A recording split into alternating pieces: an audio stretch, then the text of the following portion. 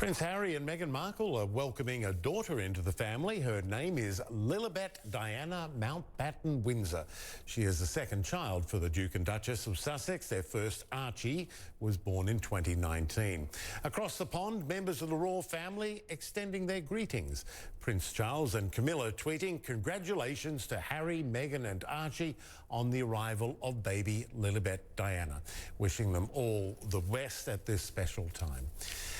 Now, Prince William and Kate Middleton wrote, quote, "We are all delighted by the happy news of the arrival of baby Lily. Congratulations to Harry, Meghan and Archie."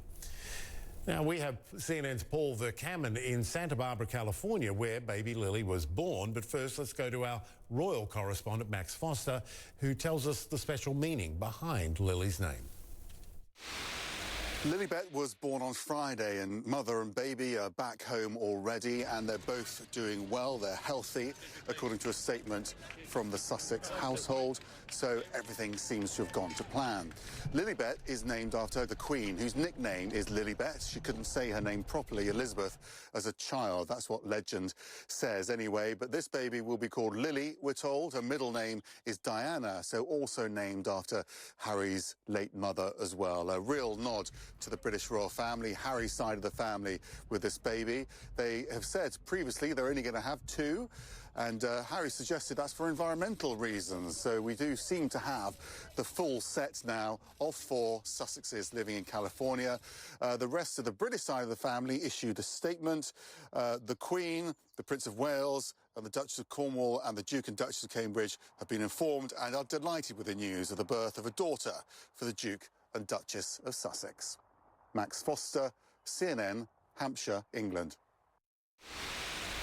Yes, Harry and Meghan welcoming baby Lily, or Lilibet Diana Mountbatten Windsor, paying homage to both the Queen and Princess Diana. She was born here at Cottage Hospital in Santa Barbara, and a publicist for Meghan Markle saying to us that the family is settling in at home, everyone is healthy, and confirming that Archie is glad to be having a little sister. At this hospital, born in one of those upscale birthing rooms with the sofa and the recliner and the other chair and the bed and whatnot. And I was speaking with a former royal watcher in the UK who has now moved to this area. He lives by the Markles in Montecito. He said that one of the things about them is they've wanted to preserve their anonymity, and they've been able to do so.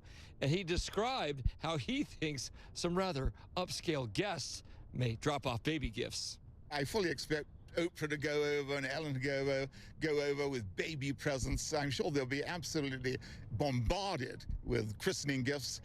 So we'll see more, hopefully, in due course. And if you're saying to yourself, well, how did they have a baby here without the paparazzi stalking them, their entrance and their exit? Well, that's very much a strategy here among the royal couple. They wanted to move to California and have much more of a private life, and many of the experts say there just aren't the number of paparazzi photographers chasing them all around here.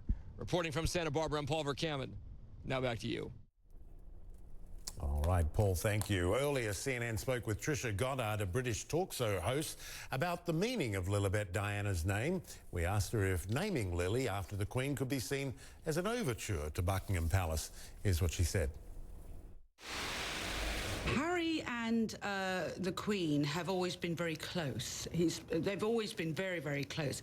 It's interesting to note that the Queen does have very close relationships with those members of her family who are actively serving in the armed forces, as of course Harry was. He did two tours, as indeed did Prince Andrew, and her own husband, of course, the late Prince Philip, was actively serving. So she's always had that really close interview. Do you remember that they did that little skit where Harry sort of did the mic drop and what have you?